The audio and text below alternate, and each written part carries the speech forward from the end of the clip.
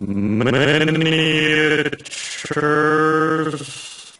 Now here's an hour-long story that was honestly pretty good. We follow a shy antisocial man named Charlie Parks, played by, I swear to you all, Robert Duvall. What? Oh, you heard that right. Robert Duvall was in the Twilight Zone. Clearly following the Bruce Willis, Kevin Bacon, Bailey Madison path of starring in cheap horror stories before becoming famous. Robert Duvall is a loser who has no friends, still lives with his mother, and can't seem to click well with people. Until one day, he forms a magical romance with a ballerina doll in a museum dollhouse collection, who comes alive every night. Duvall likes to visit the doll museum every day so he can bond with the doll girl and vent about his sad life, forming a bond with her along the way.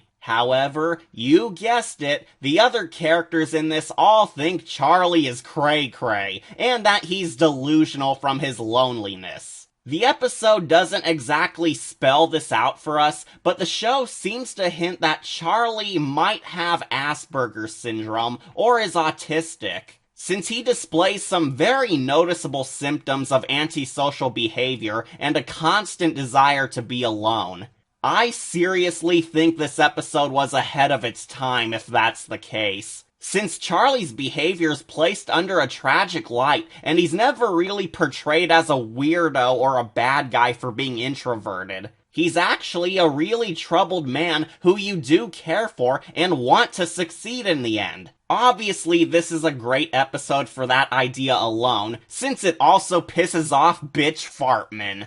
Asshole! For a majority of the episode, we don't actually spend it with Charlie growing attached to the miniatures. Instead, almost all of it is dedicated to Charlie's dumbass family failing to understand him and his autism, or Asperger's, or whatever. Their only solutions are to essentially force Charlie to get out there, go on dates with zero knowledge on how life works, baby him, and basically telling him to get over it. Asshole! Charlie just gets pushed more and more into confiding with the doll girl, since she doesn't judge him and accepts him for all his flaws, unlike his family of tools. However, in a very weird scene, he thinks the doll girlfriend is in danger and breaks the dollhouse like a crazy man, where the nice security guard does something his moron family never did. Get him a damn doctor!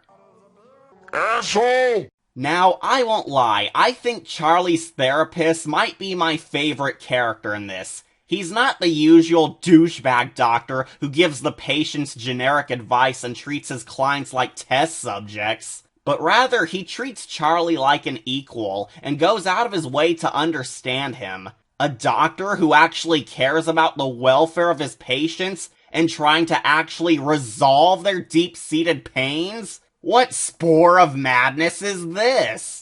The Doctor also makes the episode more interesting because it soon turns into a deep character analysis of Charlie and addresses how mental illness requires real help, seriously listening to what somebody's problems are rather than just labeling them as nut jobs or dismissing their cries for help or putting band-aids or pills over it. Pretty profound ideas for a show people just saw as that scary horror crap. The Doctor also helps explain the plot for us, and tells the family off for being dicks towards Charlie, which is awesome sauce. Yeah!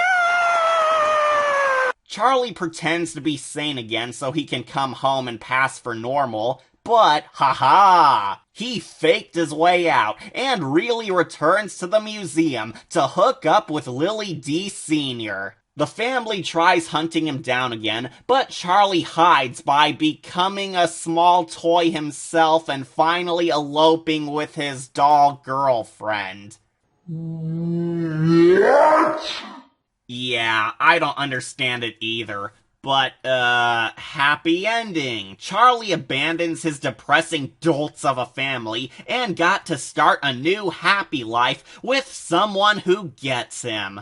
All in all, it was a nice little episode, teaching folks to not treat others as freaks and taking the time to truly understand them, rather than judging them for their differences. A really timeless moral, which reminds us why The Twilight Zone was such a great show in the first place. The worst things I have to say is that there are a few too many scenes to remind us that the Parks family are jerks, and shockingly, the doll girlfriend was barely in it. She gets a few magical moments, but she's in this for very little screen time. However, Robert Duvall naturally turns in a great performance, and carries it supremely well on his own. Nothing more to say other than it was a charming tale of accepting yourself for who you are. I give it a gold skull, and would recommend it if you want to see a more slice-of-life fantasy tale. While not the most remarkable Twilight Zone quest,